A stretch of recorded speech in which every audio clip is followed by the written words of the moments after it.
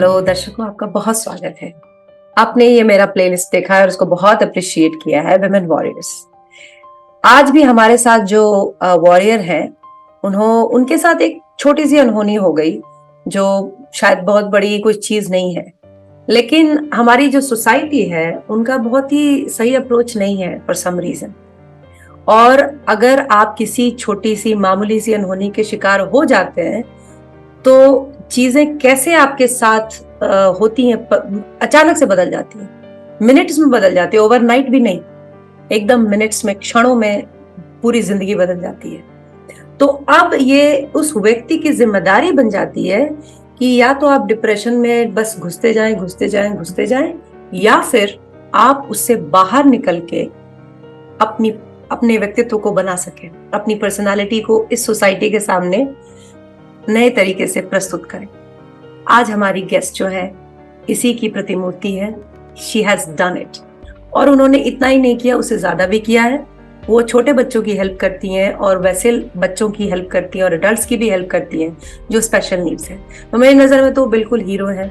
She is a warrior, women warrior. Please welcome miss Akanksha Rastogi.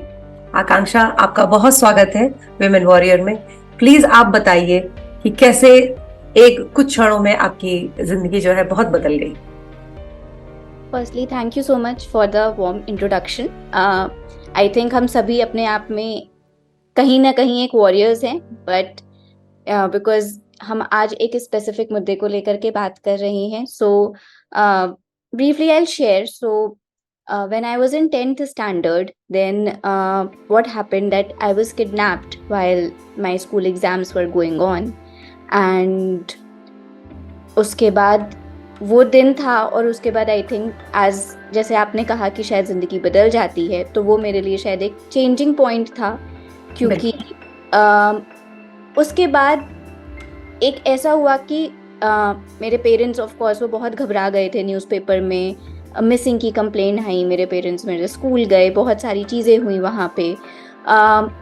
और एक दिन बाद, by I think I really believe in goodness and God, so somewhere I was fortunate enough कि मैं निकल करके call कर पाई। मुझे बहुत ज़्यादा इंसिडेंट नहीं याद है, क्योंकि मैं काफ़ी हद तक जो है वो एक अनकॉन्शियस नहीं कहूँगी, पर एक कंफ्यूज्ड स्टेट, कंफ्यूज्ड भी थी, छोटी भी थी, और साथ साथ आई थिंक मे बी किसी चीज़ का कुछ सुंघाया गया था, तो शायद उसका भी वो असर था।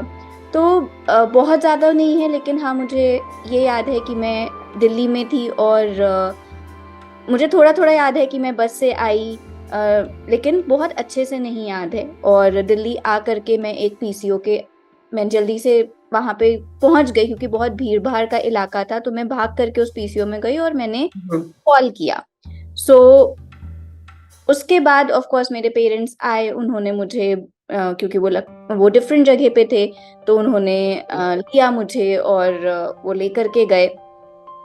बट उस इंसिडेंट के बाद शायद अगर मैं एक बच्चे के पॉइंट ऑफ व्यू से कहूँ, मैं उस टाइम 15 साल की रही होंगी, और उसके बाद मेरे स्कूल से, मेरे दोस्तों की, मेरे आसपास के जो लोगों का देखने का नजरिया था, मुझे नहीं पता कि वो बदला कि मेरे लिए वो बदला, लेकिन सबके रिस्पॉन्स में शायद मुझे एक डिफरेंस नजर आने लगा। जो क्लोज फ्रेंड्स थे वो तो थे साथ में, लेकिन स्कूल में बच्चे, मैं वैसे भी थोड़ी शाय गर्ल थी, तो बहुत ज्यादा बात नहीं करती थी, लेकिन मैं उस स्कूल में बचपन से रही थी, तो टीचर्स का एटीट्यूड या बच्चों का जो व्यवहार था, वो थोड़ा सा मुझे ऐसा महसूस होता था कि कोई मुझसे बात नहीं करना चाहता है। हालांकि कई सालों बाद जब मैं उन बच्चों से दोबारा मिली, तो उन्होंने मुझे बताया कि वो भी बहुत डरे हुए थे और वो मुझे रीच आउट करना चाहते थे, वो नहीं कर पाए। ये भी होता है, बहुत सही बोला। हाँ, तो शायद समझ में नहीं आता लोगों को कि कैसे अप्रोच करें।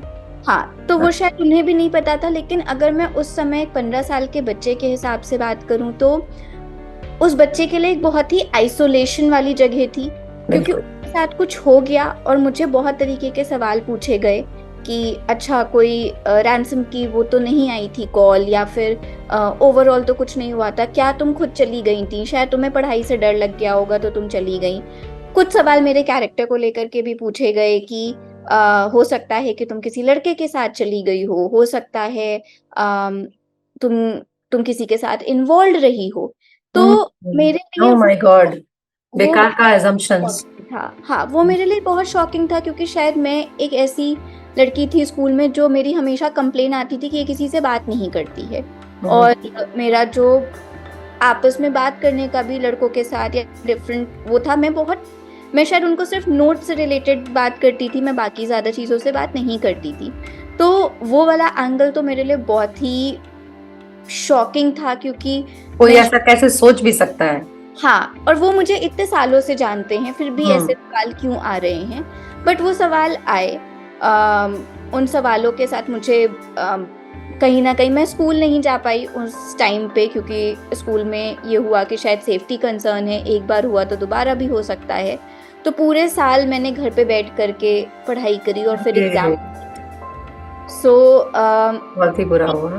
लेकिन इस एस्पेक्ट में मैं ये भी कहना चाहूंगी कि शायद एक दो लोग थे उस टाइम पे जिनके जो शायद मेरे दोस्त नहीं थे, लेकिन एक ऐसी लड़की थी शायद आस्था जिसका नाम था, जिसके पेरेंट्स ने शायद बहुत स्ट्रांगली उसे बोला कि कोई बात नहीं, जो भी हुआ हमें नहीं पता पर तुम्हें इस लड़की की हेल्प करनी है। तो मुझे नोट्स हमेशा बिना मांगे या बहुत इजीली उससे मिलने लगे। कुछ और भी एक दो फ्रेंड्स थे जिनसे मुझे हेल्प मिली, लेकिन उससे शायद मुझे बहुत ज्यादा हेल्प मिली और वो जजमेंट की फील नहीं हुई।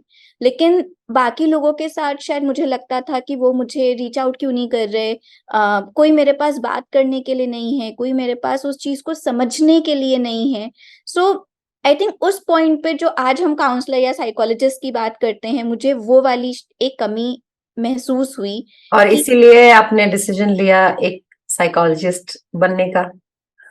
शायद हाँ, मतलब एक भाग है। मैं हमेशा से स्पेशल नीड्स बच्चों की तरफ काम करना चाहती थी, या एक्चुअली मैं स्पेशल नीड्स वर्ड भी नहीं यूज करना चाहती। बच्चे जो कि डिफरेंट हैं, आई डोंट थिंक सो कि special needs is a good. संख्या कम है, उनकी संख्या कम है बाकी लोगों के तुलना में, तो शायद लोग ऐसा समझते हैं कि उनके अंदर कुछ अलग सी बात है, बस वो कम है शायद नंबर्स में। पता नहीं, मतलब ये डिफाइन करना मुश्किल है। पर मैं कहूंगी कि हम सब शायद अलग हैं और हम सबके सीखने का तरीका अलग है। तो बिल्कुल सही। तो उस टाइम पे क्योंकि मेरा एक कजिन ऐसा है जिसके साथ मैंने लाइफ में वो चीजें देखी हैं कि कैसे एक फैमिली की लाइफ बदलती है अगर बच्चे के पास एक डायग्नोसिस होती है। तो कहीं ना कहीं मैं वहां से भी थोड़ा सा प्रोत्साहित थी और मोटिवेटेड थी कि मुझे करना है उसमें काम। सो और डेफिनेटली आई थिंक एक पार्ट ये भी था कि मुझे लगता है कि कई बार हमें लगता है कि बच्चों के पास बहुत दिक्कतें नहीं होती हैं, बच्चों के इमोशंस जो हैं वो उतने मैटर नहीं करते। बट मुझे लगता है बच्चों के लिए भी इमोशंस जो हैं वो एक बहुत हम उन पे शायद बहुत ध्यान नहीं देते हैं, लेकिन उनके इमोशंस भी हैं और उनको भी कई बार हेल्प चाहिए होती है उनके साथ डील करने के लिए। सो मैं शायद उसी एरिया में काम करना चाहती थी और बच्चों के लिए रहना चाहती थी, जो कि मैंने मिस किया जब मुझे चाहिए था। तो ये इसके बाद जो ट्रांसफॉर्मेशन हुआ जिसमें आपको थोड़ा सपोर्ट तो जरूर मिला सोसाइटी से, फ्रेंड से, कुछ नए फ्रेंड्स भी बन गए जिन्होंने इसके लिए इस सिचुएशन को एम्पैथाइज किया, और आपके पेरेंट्स तो थे ही आपके साथ। फिर आपने साइकोलॉजी में मास्टर्स किया और आप एक साइकोलॉजिस्ट हैं आज।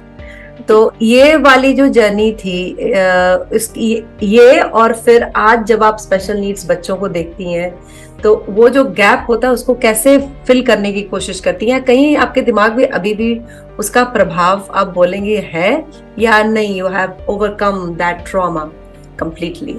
आई डोंट थिंक सो कि वो शायद कभी कभी पार्ट्स में होता है, शायद वो मुझे अब इतना इम्पैक्ट नहीं करता है।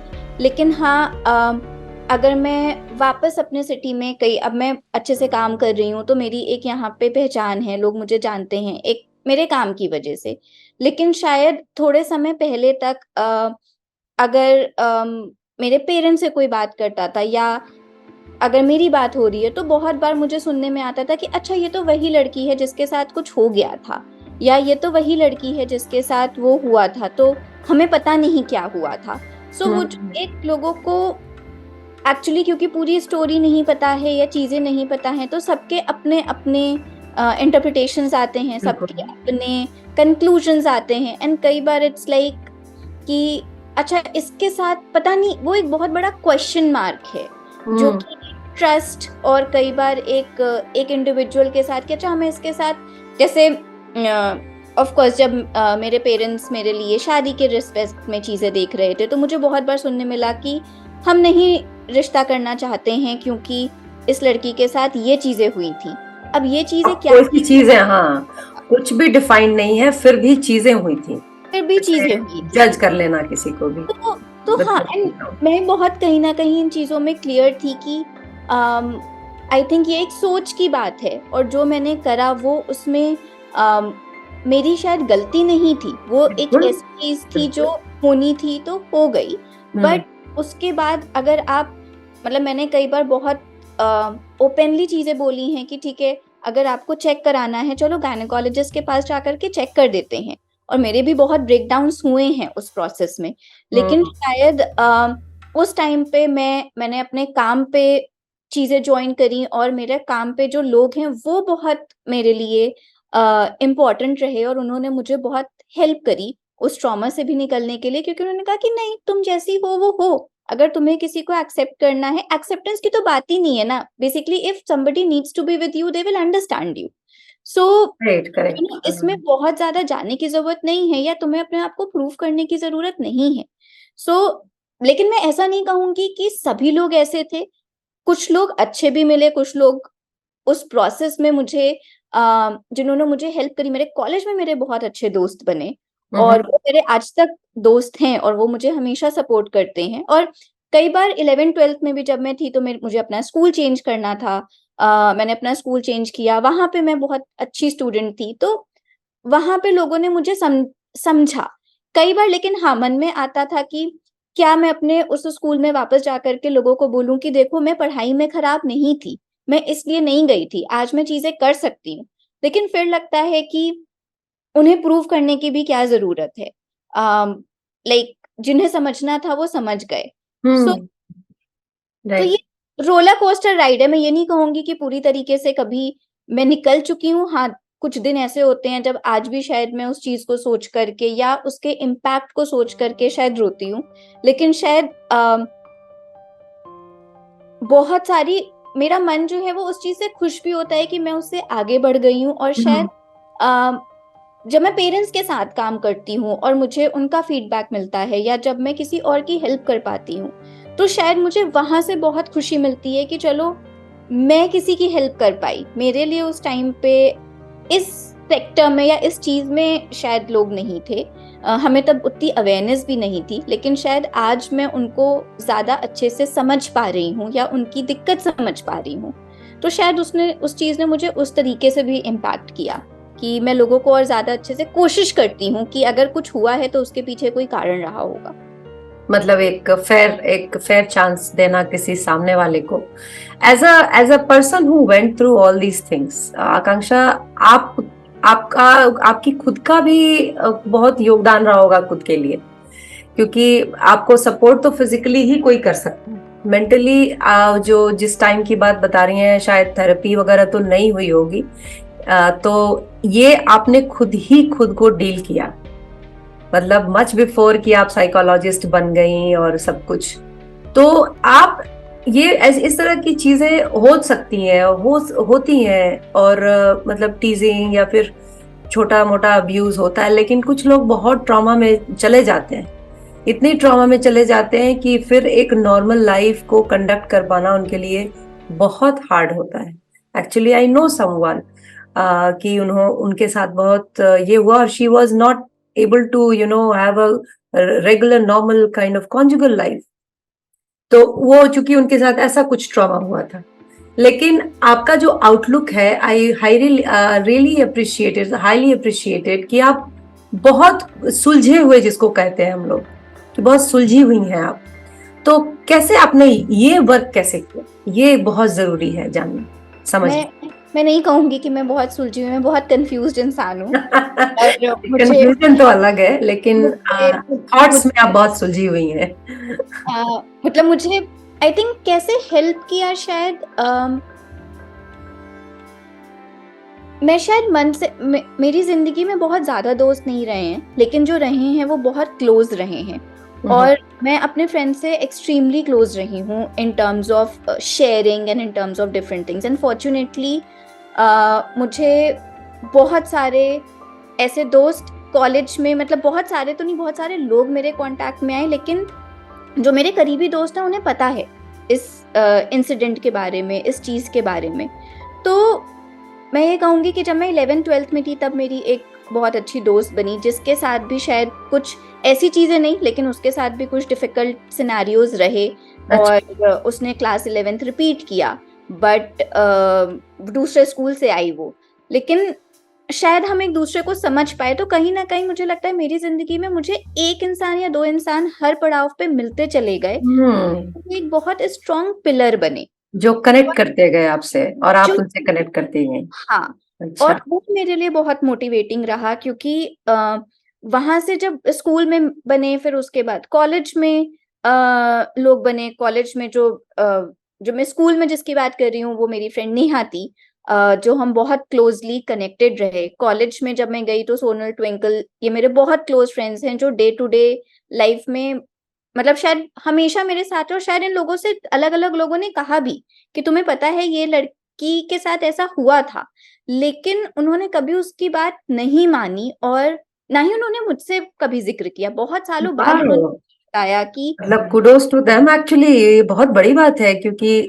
कम उम्र के लोग जनरली सुन लेते हैं दूसरे लोगों की बात। तो उन्होंने कहा कि ठीक है, हो सकता है कुछ हुआ हो, लेकिन हम उसे जानते हैं और हमारे हिसाब से हमें नहीं लगता कि जो आप कह रहे हो सकता है कुछ हुआ हो, लेकिन हम उसकी वजह से अपनी दोस्ती में कोई इम्पैक्ट नहीं आने देंगे, या हम उसको ट्रस्ट करते हैं पूरी तरीके से। सो शायद वो ट्रस्ट मेरे लिए बहुत इंपॉर्टेंट था। मेरी 11th-12th की जो टीचर्स थी, उनके साथ जो साइकोलॉजी टीचर थी मेरी, उनको मैंने ये बात बताई, क्योंकि स्कूल से नया नया शिफ्ट हुआ था, मेरे लिए डिफिकल्ट था, लेकिन उन्होंने मुझे बहुत सपोर्ट किया उस टाइम पे। उन्होंने मेरी बात सुनी। शायद उस समय तो आपकी बात कोई सुन ले, आपके मन की बात, वही बहुत इम्पोर्टेंट होता है कि बिना कोई एडवाइस दिए, बिना कोई जजमेंट दिए, कोई आपकी बात सुन ले, वो बहुत जरूरी है। प्लस मेरी फैमिली में जो मेरे कजिन्स हैं, वो कुछ मेरे बहुत क्लोज हैं। मेरी मौसी के बच्चे, मेरी बुआ के बच्चे, वो बहुत क्लोज रहे, तो उनका ट्रस्ट बहुत स्ट्रांगली रहा। और मेरे घर में मेरे मम्मी पापा, मेरे भैया भाभी, उनका ट्रस्ट स्ट्रांग था। तो कहीं ना कहीं उनके मन में भी सवाल था क्या हुआ, लेकिन हमेशा वो मुझे एक प्रोटेक्टिव उससे जो है वो देखते थे। एक फ्लिप साइड ये हुआ कि क्योंकि ये हादसा हुआ तो मेरे पेरेंट्स मेरे लिए और प्रोटेक्टिव हो गए। तो ऑब्वियसली वो शुरू से भी थोड़ा प्रोटेक्टिव थे, लेकिन इससे ज्यादा प्रोटेक्टिव हो गए। तो वहां पे मुझे लगता था कि मुझे बहुत सारी चीजें नहीं करने को मिल रही हैं, मैं कैसे करूं। और एक डर भी था कहीं ना कहीं कि मैं कर पाऊंगी कि नहीं, क्योंकि शायद मैंने बहुत ज्यादा दुनिया वैसे भी नहीं देखी थी। तो मेरा सिर्फ ये था कि मैं स्कूल से घर, घर से स्कूल जाती थी, बहुत ज्यादा चीजें नहीं करती थी। तो वो चीजें चेंज हुई जब मैं कॉलेज में गई और फ्रेंड्स के साथ रही, थोड़ा सा कॉन्फिडेंस बढ़ा, पढ़ाई में अप्रिशिएट किया गया, मेरी चीजों के लिए अप्रिशिएट किया गया। तो मुझे लगता है मेरे अंदर का तो एक एस्पेक्ट था कि धीरे धीरे कॉन्फिडेंस बढ़ रहा था, लेकिन जो इकोसिस्टम था वो भी इम्पोर्टेंट था कि वहां पे धीरे उसमें आप थ्राइव कर पाए अच्छे से। हाँ, उसमें इकोसिस्टम वाज गुड, सपोर्टिव जो मेरे क्लोज वंस थे। प्लस मेरा स्कूल मतलब अगर मैं अपनी पढ़ाई की बात करूं तो मैं 10th तक बहुत अच्छी एक एवरेज स्टूडेंट थी। मेरे 64% आए थे 10th के ग्रेड में, लेकिन क्योंकि मुझे अपने मनपसंद सब्जेक्ट्स मिले 11th-12th में, मेरे 86% थे। और मैंने अपने पूरे कॉलेज में I was the second topper. So मैं वो चीजें शायद मुझे कुछ कुछ जरिए मिलते गए कि मैं एकेडमिक्स में अच्छी हूँ, तो मैंने उसी में थोड़ी मेहनत करी कि मैं थोड़ा सा और इसमें आगे बढ़ पाऊँ। तो अपने लिए शायद मैंने वो चीजें थोड़ी थोड़ी स्टार्ट करी। और आसपास लोगों के लोगों की चीजें मुझे ऑनेस्टली तब बहुत सुनने को नहीं मिलती थी, क्योंकि मेरे पेरेंट्स ने और बाकी लोगों ने शेल्टर किया हुआ था, तो तब बहुत नहीं पता लगती थी। लेकिन हाँ, जब मैं कॉलेज में गई, कॉलेज पास आउट किया, बाकी लोगों के कांटेक्ट में ज्यादा आई, तब मुझे बहुत सारी चीजें सुनने को मिली। लेकिन और तब मेरे लिए थोड़ा मुश्किल भी था कि अच्छा, इतने सालों बाद भी ये चीज अभी भी लोगों को याद है और ये इतनी बड़ी है। लेकिन मेरे पास आंसर नहीं है कि मैं कैसे आगे बढ़ पाई, बट शायद बस बढ़ गई अपनी चीजों को लेकर के कि अच्छा, मुझे बच्चों के साथ काम करना है, मुझे साइकोलॉजी में कुछ आगे करना है। बस वो पैशन था जो कि एक मैं कैरी ऑन कर पाई आगे। ये एक्चुअली मतलब एक कुछ छोटा सा हादसा तो हुआ, लेकिन इन अ वे यू वर लकी, और आपने जो आपके लाइफ में जो पॉजिटिव चीजें थी आपने उसका एडवांटेज लिया। ये सबसे इम्पोर्टेंट बात थी कि ये मतलब लोग क्या करते हैं कि अपने लाइफ में नेगेटिव चीजों को देखना शुरू कर देते हैं कि मेरे पास क्या क्या नहीं है। इंस्टेड आपकी पूरी जो स्टोरी है, पूरी जो घटना है, आपके घटनाक्रम है आपके लाइफ का, उससे यही समझ में आता है कि कुछ हुआ, try to move on, look for the things which are favourable and then you will find, जैसे कि लॉ ऑफ अट्रैक्शन बोलते हैं कि आप अच्छी चीजों को अट्रैक्ट करने लगते हैं फिर।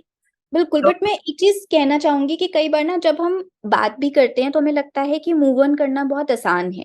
नहीं, बहुत मुश्किल है। लेकिन मूव ऑन करना उतना इजी नहीं होता। मैं ये नहीं कहूंगी कि मैं तुरंतली उस फेज पे आ पाई। मेरी लाइफ में भी शायद 3-4 साल पहले ऐसा टाइम आया जब मुझे बहुत ऐसे फील हुआ कि शायद मैं डिप्रेसिव फेज में जा रही हूँ, मुझे नहीं अच्छा लग रहा है। पैंडेमिक का टाइम था और मैं ऑलरेडी काम कर रही थी, लेकिन शायद उस टाइम पे, और मुझे बहुत टाइम लगा, मतलब मैं शायद अपने कमरे में रहती थी, मुझे इच्छा नहीं करती थी किसी से ज्यादा बात करने की। अपना काम किया, खत्म हो गया।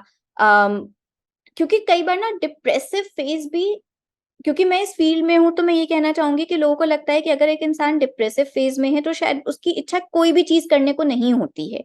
लेकिन कई बार डिप्रेसिव फेज में भी इंसान एक बहुत फंक्शनल दिख सकता है, और उसका ब्रेकडाउन अलग अलग पॉइंट्स पे होता है। तो मैं काम पे फंक्शनल हो रही थी, काम पे फंक्शनैलिटी दिख रही थी, लेकिन शायद घर आकर के मेरा ब्रेकडाउन होता था या मुझे चीजें नहीं समझ आती थी। पर अगेन फॉर्चुनेटली, क्योंकि मैं अपने कजिन्स के साथ रहती हूँ और वो बहुत सपोर्टिव रहे, उन्होंने मुझे वहां पे बहुत सपोर्ट किया। उनके 2 बच्चे हैं, तो वो बच्चों का एक बच्चों के कहते हैं ना, घर में रहने से रौनक होती है। तो मेरी नीसेस ने मुझे वहां पे शायद बहुत हेल्प किया, क्योंकि उन्हें पता नहीं था कि क्या हो रहा है मेरे साथ, लेकिन वो फिर भी आकर के मुझे हक कर देते थे, या मेरे बंद कमरे में मुझे नीचे से कार्ड्स मिलते थे। तो वो बहुत छोटी छोटी चीजें थी जो कि हुई, और शायद उस चीज को 1 साल लगा। मैंने थेरेपी में एनरोल किया, मैंने मेडिकेशन भी खाई, लेकिन फिर एक पॉइंट आया जब मुझे लगा नहीं, अब मुझे करना है कुछ। मैंने फिर मुझे आर्ट अच्छी लगती है, मैंने बहुत सारी करी, और उसने मुझे हेल्प किया एक्सप्रेशन में। मेरे काम पे जो डॉक्टर्स हैं उन्होंने मुझे हेल्प किया। मेरे काम पे जो मेरे दोस्त हैं वो मेरे साथ, मैं अगर उनसे कहती थी कि please check in on me, तो वो हमेशा मेरा साथ देते थे। और उनका रहना बहुत इम्पोर्टेंट रहा। और कई बार ना जब आप उस फेज में होते हैं, आपको ऐसा भी लगता है कि आप दूसरों के ऊपर बर्डन बन रहे हैं, और आप जो हैं वो दूसरों के ऊपर आप कितना दूसरों आपका साथ दे सकते हैं, आप अप्रोच भी नहीं करना चाहते हो। लेकिन थैंकफुली मेरे काम पे, और जो मेरे दोस्त बने और जो मेरे लीडर्स थे या जो मेरे फाउंडर्स थे, उन्होंने मुझसे एक चीज कही कि हमने देखा है कि जब किसी को जरूरत पड़ती है तो तुम होते हो, और अगर तुम्हें जरूरत है तो हम हैं तुम्हारे लिए। अगर तुम्हें रात के 12 बजे भी, मुझे याद है कि मैंने अपने डायरेक्टर को एक बार, उन्होंने मुझे 12 बजे चेक इन किया कि क्या तुम, I was just thinking about you, are you okay? और रात के 12 बजे मैं उन्हें मैसेज कर रही हूँ, no I am not okay, I don't know, I don't feel like doing anything, I just don't want to live. And she was like अच्छा, then she spoke to me for good 5-10 minutes and then she was like अच्छा सो जाओ, अब कल सुबह देखते हैं क्या करना है। तो लेकिन उन्होंने कहा कि अगर कुछ भी हो तो she made sure कि मैं अगर मैं मेडिकेशन पे हूँ तो मैं उसकी ओवरडोज नहीं करूँ, या she made sure कि मैं सेफ हूँ। और फिर उसके बाद like she checked on me the other day. या जो मेरे दोस्त थे उनके साथ मेरी दोस्त अलग अलग जगह, एक मेरी जो बहुत क्लोज फ्रेंड है वो ऑस्ट्रेलिया में है, एक मेरी दूसरी फ्रेंड मेरे सिटी में है, तो दे ऑल्सो मेड श्योर कि वो मुझे रोज बात कर रहे हैं, मुझे चेक इन कर रहे हैं। कई कई बार मेरा बिल्कुल मन नहीं करता था बात करने को और मैं फोन एयरप्लेन मोड में डाल देती थी, लेकिन फिर भी मुझे पता था कि अगर मुझे जरूरत पड़ेगी तो वो हैं शायद। तो कई बार हम रीच आउट नहीं करते, लेकिन और कई बार मैं रिप्लाई भी नहीं करती थी उन्हें, लेकिन उनका ये मुझे मैसेज करना कि अच्छा अगर जरूरत पड़े तो हम हैं, वो शायद देख करके बस अच्छा लगता था कि अच्छा कोई है जो कि फिक्र कर रहा है या कोई है जो चीजें कर रहा है। और इस टाइम पे ऐसा नहीं है कि पेरेंट्स नहीं होते, लेकिन मेरी मॉम मुझे रोज चेक इन करती थी कि तुम ठीक हो, लेकिन उस टाइम पे शायद वो आप उनके साथ शेयर नहीं करना चाहते हो, आपको लगता है वो परेशान हो जाएंगे। तो वो वाली एक जो रिलेशनशिप होती है वो मुझे लगता है वो मेरे फ्रेंड्स या जो मेरे फिजिकली प्रॉक्सिमल लोग थे उनको ज्यादा पता थी। जो दूर लोग थे उनके लिए मैं भी एक कहते हैं ना कि आप एक मास्क कर लेते हो कि सब चीजें ठीक चल रही हैं, मैं उनके लिए वो कर पाती थी। लेकिन अब जो रोज आपके साथ रह रहा है, जो आपको रोज काम पे देख रहा है, उसको आपकी चीजें पता लग जाती हैं, क्योंकि आप सामने हैं उनके, आप सामने हैं। या फिर कुछ लोगों के सामने अगर वो आपसे पूछ भी ले तो आपके आंसू निकल आएंगे, क्योंकि आप उनसे चीजें छुपा नहीं पाते हो, नहीं सकते। तो आई थिंक मैं यही कहूंगी कि मेरी लाइफ में कुछ ऐसे लोग बहुत स्ट्रांगली रहे जो कि जिन्होंने मुझे सपोर्ट किया। और कई बार मैं उनसे आज भी क्वेश्चन करती हूँ कि am I too much, am I like you know am I reaching you out too much, क्योंकि मुझे लगता था कि मैं इमोशनली बहुत डिपेंडेंट हो गई हूँ उन पे। तो लेकिन हाँ, वो मेरी शायद आज भी स्ट्रगल है। तो मैं यही कह रही हूँ कि शायद मैं भी आपके सामने हूँ, मैं एक फुल्ली फंक्शनिंग इंसान दिख रही हूँ, लेकिन फिर भी मेरे अपने ब्रेकडाउन्स होंगे, अलग अलग पॉइंट्स होंगे।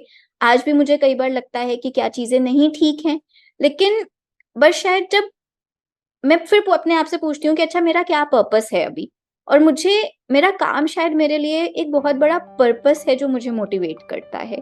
पेरेंट्स से बात करना मुझे मोटिवेट करता है। उनकी आई थिंक पेरेंट्स के साथ बच्चे के साथ काम करना है वो तो एक अलग बात है, लेकिन इमोशनली वो कैसा फील कर रहे हैं वो कनेक्शन मेरे लिए बहुत इंपॉर्टेंट रखता है। तो आई थिंक बस इसी तरीके से वो छोटी छोटी चीजें पकड़ करके चीजें आगे बढ़ती चली जाती हैं। So one step at a time. One step at a time, sometimes one day at a time, and sometimes like मेरे काम पे जो मेरी एक बहुत क्लोज फ्रेंड है आशिमा, उसने मुझे यही कई बार बोला कि तुम कम्युनिकेट नहीं करती हो, शायद तुम्हें लोगों को बताना पड़ेगा। अगर तुम्हें अपने मम्मा पापा से भी बात करनी है तो आपको शायद बताना पड़ेगा कि मुझे ये चीज नहीं अच्छी लग रही है। और फिर शायद मैं वो बात समझ पाई। मैंने अपने पेरेंट्स को बताया कि आप मुझे प्रेशर डाल रहे हो कि अच्छा मुझे शादी करनी है या मुझे आगे इस तरीके से बढ़ना है। लेकिन जब मैंने बात करी तो वो समझ पाए। तो कई बार मुझे लगा हम कई बार अपने तक ही रखते हैं, क्योंकि हम भी अज्यूम कर लेते हैं कि वो समझ नहीं पाएंगे, लेकिन वो समझ पाए। आज वो मुझे यही कहते हैं कि हम ये चाहते हैं आप खुश रहो। ऑफ कोर्स हम चाहते हैं आपके लिए कंपेनियन हो, आप आगे बढ़ो, लेकिन at the end of the day we are with you no matter. हाँ, सही बात। You should be happy. Yeah. Communication is also very important and take your own pace. अपने कभी एक दिन भी हो सकता है जैसा आपने बोला, या एक कदम भी हो सकता है। और लोग अच्छे लोग, अगर वो तो किस्मत की बात है वैसे कि आप अच्छे लोगों के साथ रहें और आपको ऐसा अच्छा इकोसिस्टम मिले कि आप थ्राइव कर सके। But I am really happy for you Akanksha that you know एक नेगेटिव ये के बाद भी आपके पास ऐसा कुछ है पैच, दैट तो अग्री करेंगे कि जहां पे आप you are able to move on, that is very important. लेकिन ये what I would like to communicate और कन्वे टू सोसाइटी, हमारे समाज को, कि ये जो चीज है, कोई एक छोटा सा मिसहैप, उसको छोटा ही सा रहने दें, उसको बहुत बड़ा ना बनाएं, क्योंकि ह्यूमन लाइफ इम्पोर्टेंट है और हर एक ह्यूमन इम्पोर्टेंट है। जैसे किसी के माँ बाप, तो आपके भी माँ बाप, उसके भी माँ बाप, सबके माँ बाप या उसके भी बच्चे, तो उसको भी उतनी ही वैल्यू दीजिए और वो रेस्पेक्ट दीजिए। मेरे हिसाब से रेस्पेक्ट और काइंडनेस दो ऐसी चीजें होती हैं जो कि सारी की सारी प्रॉब्लम्स को मेरे हिसाब से ना थोड़ा अच्छा कर देती हैं. If you are respectful and if you are kind, I don't see that there will be any problem. So I just request to the society, or Akanksha has, she was so open, that you were so open, and you just said everything so nicely, and I hope कि बहुत सारे लोग जो अपने अंदर घुट रहे हैं, they will relate and they will understand कि चलते हैं थोड़ा बाहर और मिक्स करते हैं, लोगों से बात करते हैं दिल खोल के, छोटे छोटे स्टेप्स लेते हैं बस, छोटे छोटे स्टेप्स. छोटे छोटे. कई बार सिर्फ मेरे लिए एक टाइम था जब बेड से निकलना मुश्किल था, लेकिन शायद वो बेड से उठना एक छोटा स्टेप था, अपने कमरे का पर्दा खोलना एक छोटा स्टेप था. वाओ. उतनी छोटे छोटे स्टेप भी कई बार बहुत मैटर करते हैं. शायद एक फ्रेंड को फोन लगाना भी मुश्किल होता है कई बार, लेकिन थोड़ी सी हिम्मत करनी पड़ती है. समय लगता है उस हिम्मत को आने में भी, लेकिन शायद वो छोटी छोटी सी चीजें करनी पड़ती हैं, वो थोड़ी सी हिम्मत करनी पड़ती है. एंड आई ऑलवेज फील कि इट्स ऑल्सो अ फेज. तो हम अपने आप को अगर बोल पाए ऐसा नहीं है ये हमेशा रहेगा, it's a phase, it's a difficult phase, but छोटे छोटे कदम उठाने की कोशिश करते हैं और चीज़ें अपने से थोड़ा सा और प्यार करने की कोशिश करते हैं. कई बार हम बहुत affectionate, as a girl, as a women, I think हम दूसरों के लिए बहुत सारी चीज़ें करते हैं और बहुत नेचुरली हम में वो चीज़ें आ जाती हैं, लेकिन खुद के लिए चीज़ें करते वक्त हम बहुत क्वेश्चंस करते हैं. तो मुझे लगता है सही पॉइंट रेज किया, बहुत सही पॉइंट, कि ये बहुत ज़रूरी है कि हम वो छोटे छोटे स्टेप लें और अपने आप को अप्रिशिएट करें उन छोटे छोटे स्टेप्स के लिए, और बिलीव और फेथ रखें कि चीज़ें होंगी, हो जाएगी. Things will work on. Thank you so much, Akanksha, to talk to us, and God bless you Thank you. with more strength, more power, and more love, more kindness to you. और I'm very sure बहुत सारे लोगों को आपकी बात दिल को छू जाएगी. Thank you so much for joining, and thank you everyone for listening. Thank you. Thank you so much.